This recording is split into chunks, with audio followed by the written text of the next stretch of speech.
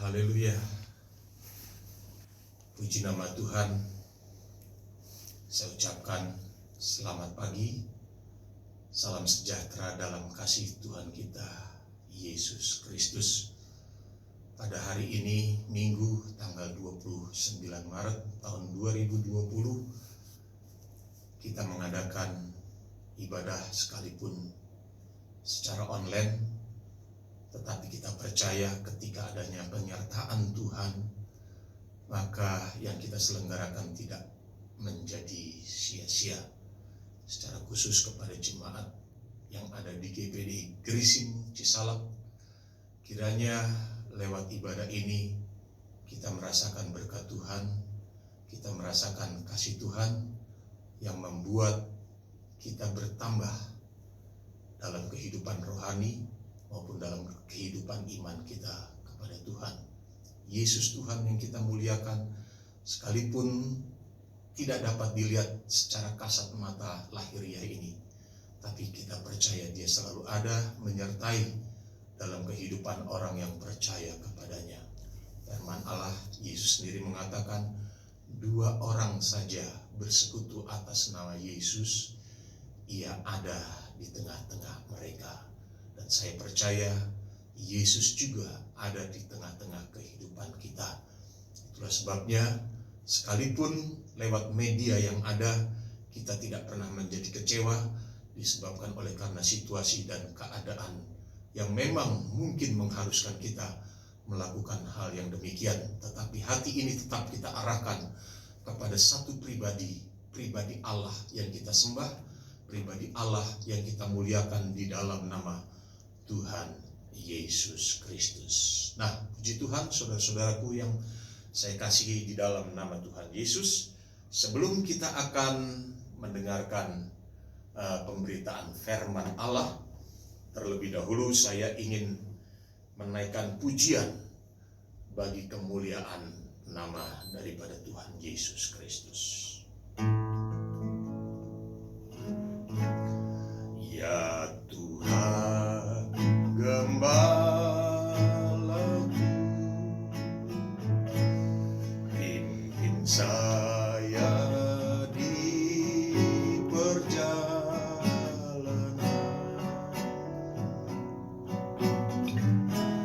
seperti di Yerusalem baru, di tempat kediaman.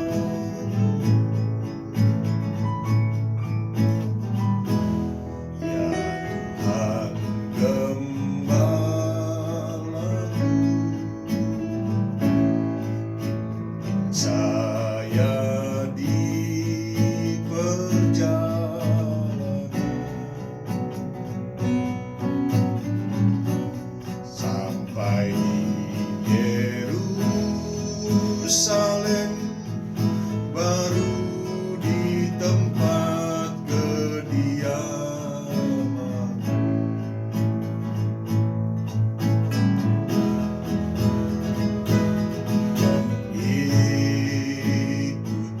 Ikutlah Tuhan sekarang, ikutlah selamanya, dalam kesusahan Dia bikin sampai surga.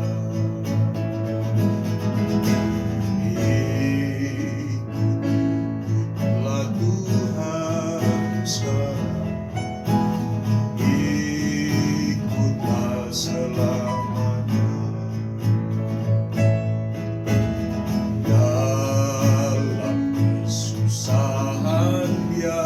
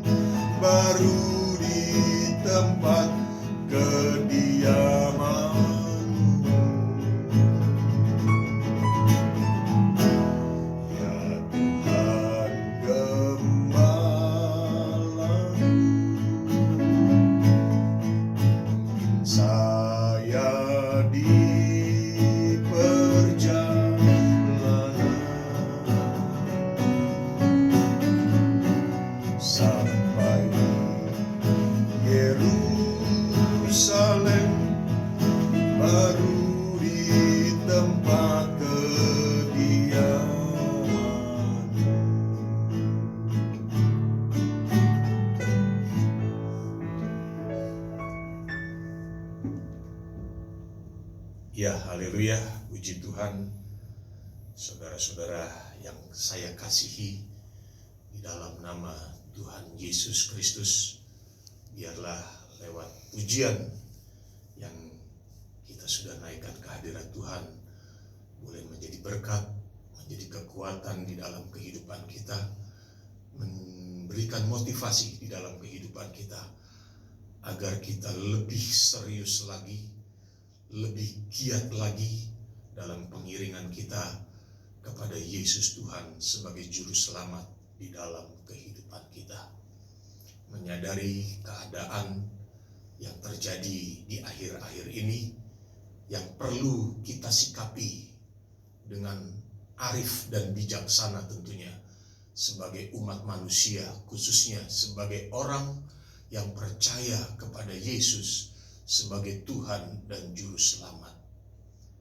Wabah yang sementara melanda bukan saja di satu negara, tetapi ada banyak negara yang merasakan dampak daripada wabah virus corona yang sangat mencekam dan menakutkan, meneror kehidupan umat manusia. Bahkan di Indonesia sendiri juga tidak terkecuali juga dilanda. Menyikapi hal yang demikian tentunya, kepada siapa kita lari? Kekuatan manusia, intelektual manusia, kehebatan daripada manusia tidak dapat memberikan penyelesaian, tidak dapat memberikan rasa aman.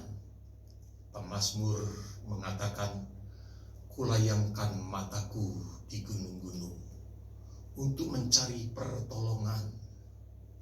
Ya, gunung berbicara tentang kekuatannya, kekuatan baik itu secara finansial, kekuatan secara intelektual, kekuatan secara fisik, tidak dapat menjamin kehidupan manusia untuk dapat memberikan perlindungan. Tetapi pemazmur mengatakan, perlindunganku hanya ada di dalam Tuhan. Perlindungan orang yang percaya kepada Tuhan hanya di dalam satu pribadi, yaitu pribadi Yesus Kristus. Tidak ada Allah lain yang sanggup memberikan perlindungan yang demikian. Keselamatan jiwa saja tidak ada Allah lain yang dapat memberikannya. Tidak ada siapapun juga yang dapat memberikannya. Hanya Yesus, keselamatan yang kekal. Apalagi keselamatan sementara kita berada di dalam dunia ini. Agar terhindar dari wabah penyakit, tentunya kita minta pertolongan dan perlindungan yang datang daripada Tuhan Yesus. Saya tidak pernah habis pikir dengan munculnya virus corona ini dapat membuat kehidupan orang percaya yang tadinya punya persatuan menjadi tercerai-berai di tengah-tengah kehidupan yang ada. Satu dengan yang lain mulai mengolok-olokkan, satu dengan yang lain mulai merendahkan. Sebagai orang yang percaya kepada Tuhan, kalau kita memiliki ketulusan hidup di dalam Tuhan, nggak perlu menyalahkan satu dan dengan yang lainnya. Nggak perlu kita merasa lebih baik daripada orang lain. Ajaran yang dikatakan oleh Yesus untuk senantiasa merendahkan diri, merendahkan hati, tentunya bukan saja kepada Tuhan di tengah-tengah kehidupan yang ada. Ketika kita merasa kita tidak lebih baik dari orang lain, maka disitulah kita dapat melihat bagaimana Tuhan selalu ada dan menyertai dalam langkah kehidupan kita. Karena kita memiliki satu kehidupan yang penuh dengan ketulusan. Sekali lagi, sekalipun melalui online, tetapi kita tetap hubungkan hati kita kepada Tuhan. Yang walaupun ada banyak mengatakan ibadah saja di rumah, saya katakan silakan ibadah di rumah, tetapi kita tetap berada dalam satu pimpinan Allah lewat pekerjaan Rohul Kudus yang memimpin di dalam kehidupan kita. Dan tentunya Jangan sampai kita berkata, wah, bangunan secara fisik ini seperti sudah tidak diperlukan lagi, karena mengacu kepada perkataan firman Allah yang mengatakan bahwa tubuh kita adalah rumah Allah. Harus kita ingat, pertemuan secara komunal itu sangat diperlukan. Firman Allah mengatakan kita harus mengadakan pertemuan kudus bagi sama orang percaya, menyembah Tuhan dengan benar, dan kita merasakan hadirat daripada Tuhan. Kalau saudara ingat bagaimana ketika Soleman menyelesaikan bangunan bait Allah, Daud tidak diizinkan oleh Allah untuk membangun bait Allah karena tangannya banyak menumpahkan darah, tetapi anaknya lah Salomo yang diizinkan oleh Allah membangun bait suci. Ketika bait suci itu diselesaikan, kemuliaan Allah turun memenuhi bait suci. Kita ingat di dalam 2 Tawarikh pasalnya yang ke-7, ayatnya yang ke-13, 14, 15, ada hal yang dikatakan oleh Allah kepada Soleman dan kepada umat Tuhan. Salah satunya, apabila penyakit sampar itu dilepaskan, ya seperti yang terjadi saat-saat ini, Allah berkata, apabila umatku yang atasnya namaku disebut merendahkan diri, berbalik dari jalan-jalannya, mencari wajah Tuhan, katanya, Tuhan akan memulihkan keadaan mereka. Semuanya akan dilalukan oleh Tuhan. Di ayat yang ke-15, di sana dikatakan, mulai saat ini ditunjuk rumah Tuhan itu, Allah akan berdiam di sana. Dan siapa yang berseru kepada Tuhan, tentunya di dalam hal ini permohonannya dikabulkan oleh Tuhan. Itulah sebabnya bukan berarti tubuh kita adalah rumah Allah terus bangunan fisik tidak diperlukan. Bangunan fisik diperlukan, dan tentunya tempat kita bersekutu bersama untuk mengagungkan nama Tuhan. Saat kita memuji Tuhan, hadirat Allah ada, memberkati di dalam kehidupan kita. Saat firman Allah ditaburkan, firman Allah itu memberikan kekuatan di dalam kehidupan kita. Saya akan bacakan beberapa ayat firman Allah yang terdapat di dalam buku Mazmur pasalnya yang ke-23, ayat pertama sampai dengan ayatnya yang ke-6. Satu pasal. Tuhan gembalaku yang baik. Mazmur Daud. Tuhan adalah gembalaku, takkan kekurangan aku. Ia membaringkan aku di padang yang berumput hijau. Ia membimbing aku ke air yang tenang. Ia menyegarkan jiwaku. Ia menuntun aku di jalan yang benar oleh karena namanya. Sekalipun aku berjalan dalam lembah kekelaman, aku tidak takut bahaya, sebab Engkau besertaku.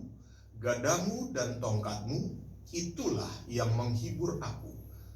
Engkau menyediakan hidangan bagiku di hadapan lawanku. Engkau mengurapi kepalaku dengan minyak. Pialaku penuh melimpah.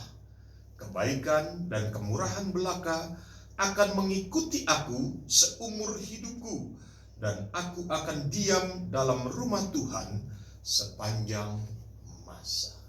Sangat luar biasa sekali hal-hal yang dikatakan dalam Mazmur pasalnya yang ke-23 ini, yang tentunya juga menjadi bagian pengalaman yang sementara dirasakan oleh pemazmur ini.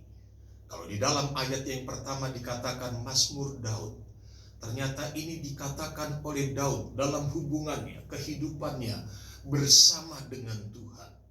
Kalau berbicara tentang Daud, apa yang kurang yang dilakukan di dalam kehidupan Daud kepada Allahnya? Sampai-sampai kita tahu pernyataan Allah sendiri yang mengatakan, aku telah mendapatkan Daud, dikatakan seorang yang hidupnya berkenan kepada Tuhan, seorang yang takut akan Tuhan, dan dia menjadi seorang yang sangat dikasihi oleh Tuhan. Namun demikian lagi-lagi disadari yang walaupun Daud adalah seorang yang dikasihi oleh Tuhan, bukan berarti kehidupannya itu selalu merasakan keadaan yang menyenangkan terus melulu, tanpa merasakan satu keadaan yang sebaliknya yang tidak menyenangkan. Saya rasa hidup ini memang harus ada keseimbangan. Semuanya tidak lain adalah untuk kebaikan di dalam diri kehidupan umat manusia. Ada waktunya kita merasakan sukacita. Ada waktunya juga kita merasakan duka cita. Ada waktunya kita merasakan kegembiraan. Ada waktunya kita merasakan kemenangan. Tetapi ada waktunya kita diperhadapkan dengan hal-hal yang menyulitkan, hal-hal yang menyusahkan di tengah-tengah kehidupan yang ada.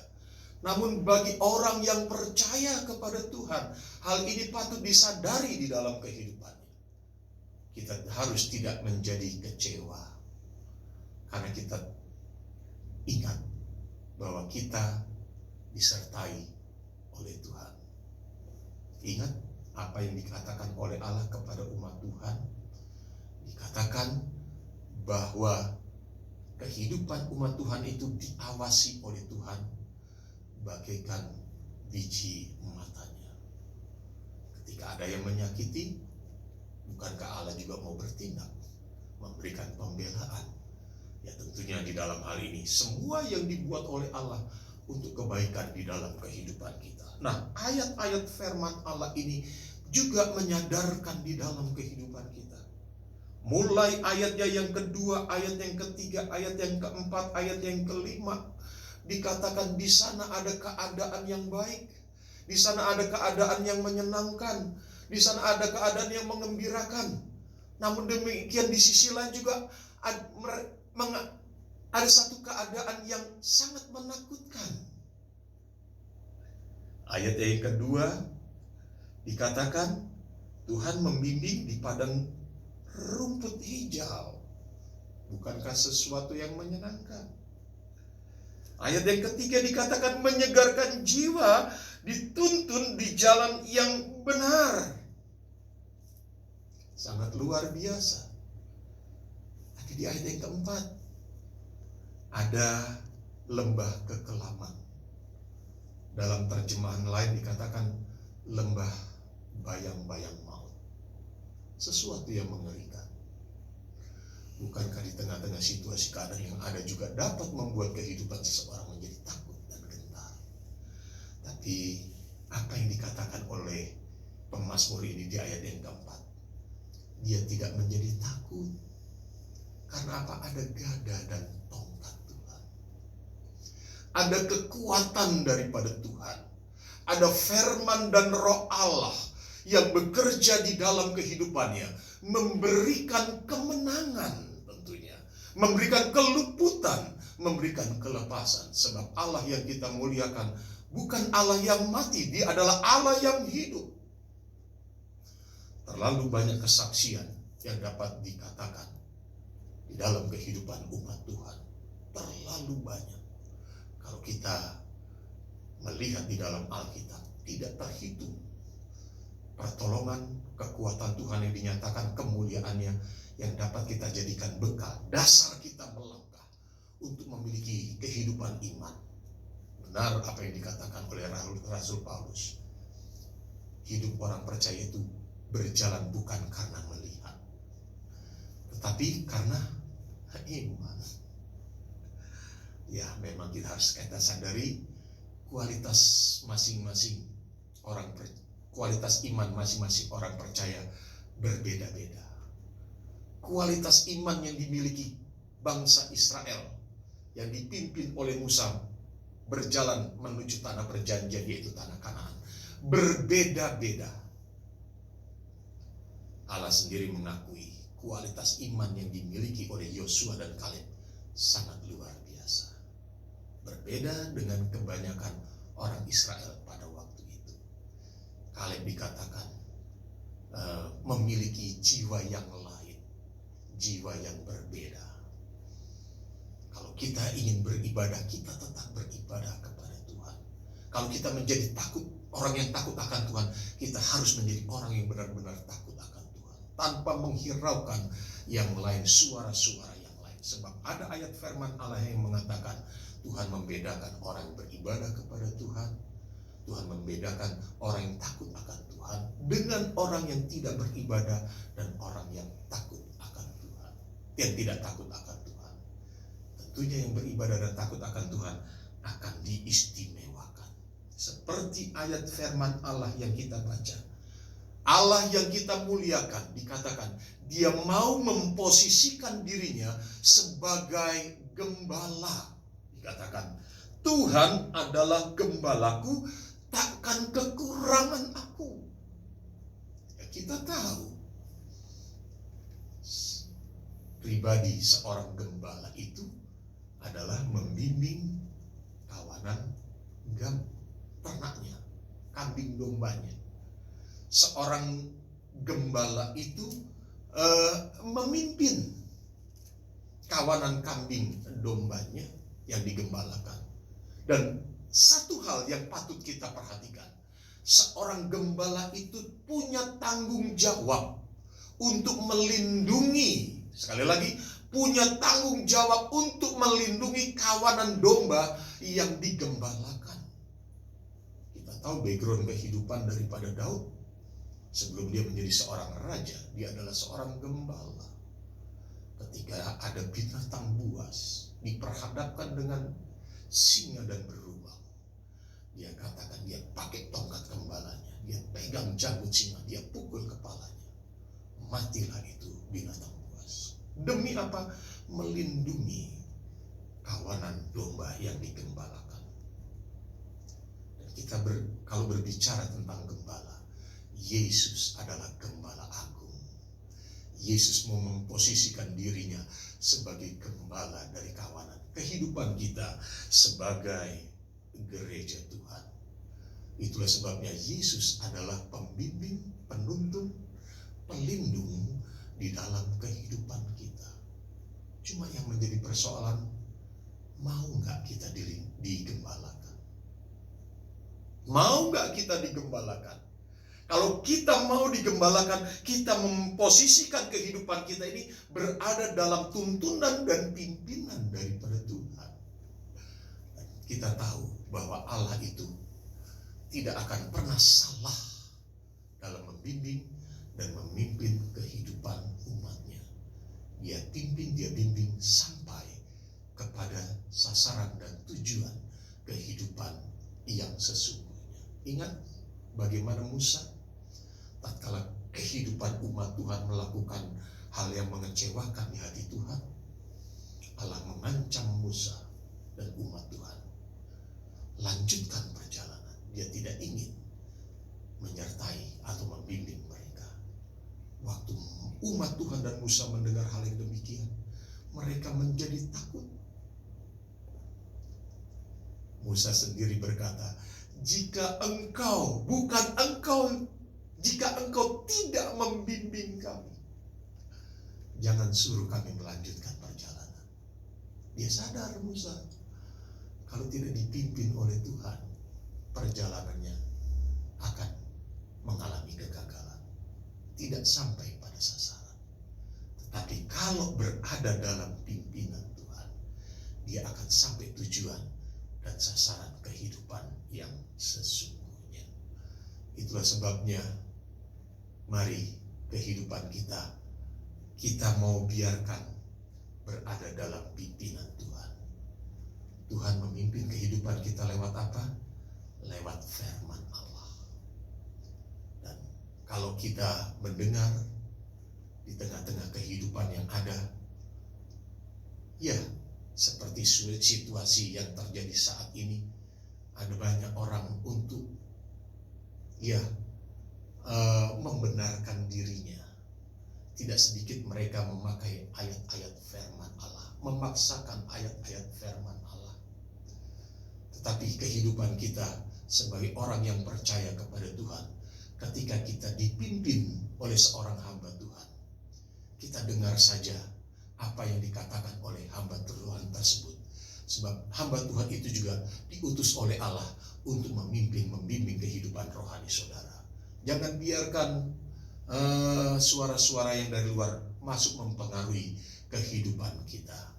Tapi biarkan yang benar-benar firman Allah yang bekerja di dalam kehidupan kita, yang mempengaruhi kehidupan kita, sehingga kita berjalan ya sesuai dengan apa yang Tuhan atur dalam setiap langkah dan kehidupan kita.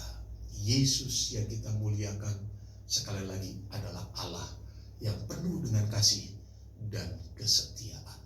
Jangan pernah kita merasa kita lebih baik dari orang lain.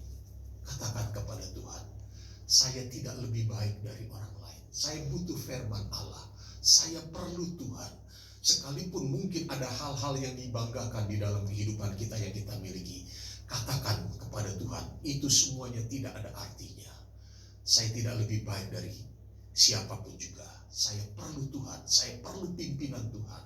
Dan kita percaya lewat pimpinan Tuhan di dalam kehidupan kita, benar-benar kita mencapai sasaran dan tujuan kehidupan yang sesungguhnya. Saya tidak berkata panjang renungan firman Allah, tapi saya rasa renungan firman Allah saya cukupkan di sini. Kita percaya ketika kita melangkah lebih hari lebih setia lagi, lebih hari lebih giat lagi, kita arahkan hati kita kepada Tuhan. Karena ada ayat firman Allah mengatakan, carilah Tuhan selama ia dapat ditemui. Berserulah kepadanya selagi ia dekat. Berarti ada waktu-waktu di mana saat kita ingin mencari Tuhan, memang tidak ada kesempatan lagi untuk dapat bertemu dengan Tuhan. Tapi selagi masih ada waktu, manfaatkan dengan sebaik mungkin. Maka kita menjadi umat Tuhan yang tidak pernah dikecewakan oleh Tuhan. Mari kita tundukkan kepala, kita berdoa buat firman Allah yang kita sudah dengar dan terima di saat pagi hari ini. Haleluya. Bapa dalam surga, yang kami kasihi di dalam nama Tuhan Yesus Kristus, kami bersyukur lagi kepadamu Tuhan, karena sampai saat pagi hari ini kami masih dapat mendengar kebenaran daripada firman Allah yang menjadi sumber kekuatan di dalam kehidupan kami, memotivasi kehidupan ini untuk melangkah lebih hari lebih maju lagi. Dalam segala hal kami dapat mengandalkan Tuhan.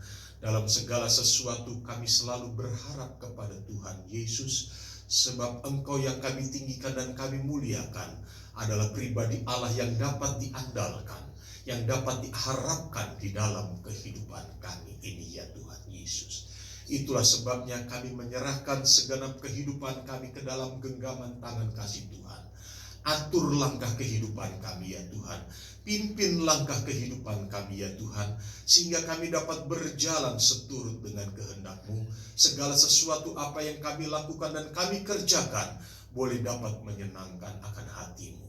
Terima kasih buat firman Allah yang kami sudah terima di pagi hari ini, yang memberikan kekuatan di dalam kehidupan kami. Kami berdoa buat seluruh sidang jemaat Tuhan yang ada di Cisalak ini, GPDI Gerisim Cisalak. Ya Tuhan Yesus, Engkau mengerti apa yang menjadi beban dan pergumulan di dalam kehidupan mereka. Satu perkara yang kami yakini, bahwa Tuhan Yesus yang kami muliakan adalah Allah yang tidak pernah tinggal diam, tapi mau campur tangan di dalam kehidupan sidang jemaat Tuhan yang ada. Lewat pembelaan daripada Tuhan, mereka boleh alami kemenangan, datang kepada kemenangan. Itulah sebabnya Tuhan menjamah bagi mereka yang mengalami sakit penyakit. Pulihkanlah kesehatannya, sebab Yesus Tuhan yang kami muliakan adalah tabib di atas segala tabib, dokter di atas segala dokter. Bagi Tuhan tidak ada satupun perkara yang mustahil. Bila Tuhan berkehendak, semua akan jadi sesuai dengan kehendak daripada Tuhan Yesus adanya. Terima kasih Tuhan, lewat jamahan tangan Tuhan, kesehatan boleh terjadi di dalam kehidupan sidang jemaat Tuhan yang ada tanpa ada terkecuali. Demikian pula di dalam kehidupan mereka, dalam setiap keperluan dan kebutuhan. Mari Tuhan, Engkau yang kami muliakan adalah Allah yang menjamin dan memelihara di dalam kehidupan kami. Semua keperluan dan kebutuhan hanya Tuhan Yesus saja yang mencukupi, agar supaya dalam kehidupan mereka semua bertambah hari, bertambah maju, bertambah setia, bertambah mengandalkan Tuhan dalam segala sesuatu. Bahwa Yesus Tuhan yang kami muliakan adalah Allah yang bertanggung jawab di dalam kehidupan kami ini. Terima kasih dan terima kasih Tuhan dalam menghadapi wabah penyakit sampar yang terjadi di tengah-tengah kehidupan yang ada. Tuhan pagari sidang jemaat Tuhan yang ada. Tuhan Yesus menjadi pelindung kami. Tuhan Yesus menjadi perisai di dalam kehidupan kami. Mari Tuhan bungkus mereka semua dalam tutupan kuasa darah-Mu. Sebab kami tahu ketika kami dibungkus oleh darah Yesus, maka perlindungan yang sempurna menjadi bahagian di dalam kehidupan kami. Dan kehidupan ini kami boleh pakai untuk memuliakan dan mengagungkan nama daripada Tuhan Yesus adanya. Terima kasih dan terima kasih Tuhan. Kami berdoa juga buat bangsa dan negara kami. Muka bumi Nusantara ini yang sementara dilanda dengan penyakit sampar, berkemurahanlah di dalam kehidupan mereka. Berbelas kasihanlah ya Tuhan Yesus. Ampunilah pelanggaran kesalahan mereka. Ampunilah keterbatasan yang ada di dalam kehidupan kami semua yang ada. Lewat pengampunan daripada Tuhan, maka kemurahan Tuhan boleh terjadi. Dilalukan dari segala penyakit sampar yang ada. Dan ketika kami boleh terbebas, terlepas dari segala bentuk penyakit sampar, kehidupan kami dapat kami boleh pakai untuk memuliakan dan mengagungkan nama daripada Tuhan Yesus adanya. Terima kasih dan terima kasih Tuhan. Kami yakin dan percaya di balik ini semua kegerakan besar boleh terjadi, di mana keselamatan boleh terjadi di muka bumi Indonesia ini ya Tuhan. Terima kasih Tuhan. Tuhan menjamah pemerintahan yang ada. Biar Tuhan karuniakan kepada mereka hati yang bijaksana, sehingga dapat memimpin bangsa dan negara kami dengan baik. Dan nama Tuhan boleh kami muliakan dan diagungkan. Bagi tangan-tangan medis maupun perawat, mereka yang merawat orang-orang yang sakit disebabkan oleh karena penyakit sampar, mari Tuhan tolong mereka semua. Berikan kepada mereka hati yang bijaksana dalam melaksanakan tugas pelayanan mereka. Sehingga dengan demikian yang mereka lakukan lewat adanya penyertaan Tuhan, banyak yang disembuhkan, banyak yang dipulihkan. Kami boleh bersuka cita kembali. Dan kami boleh dapat kembali memuliakan, meninggikan dan mengagungkan nama Tuhan Yesus. Terima kasih Tuhan. Tangan medis dan tangan perawat yang merawat, kami serahkan semuanya ke dalam genggaman tangan kasih Tuhan. Terima kasih dan terima kasih Tuhan. Kami yakin dan percaya di hari ini, di hari Minggu ini, kami boleh diberkati oleh Tuhan Yesus. Nama Tuhan kami muliakan. Terima kasih Tuhan. Segala sesuatu yang kami sudah serahkan ke dalam tangan-Mu, dan kami alaskan doa ini di dalam satu nama, yaitu dalam nama Tuhan Yesus Kristus kami sudah berdoa. Haleluya. Amin. Kami memuji kebesaran-Mu,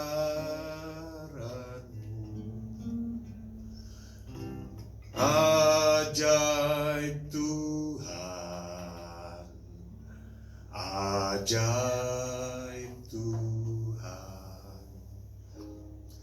Kami memuji kebesaran-Mu, ajaib Tuhan, ajaib Tuhan. Sekali lagi,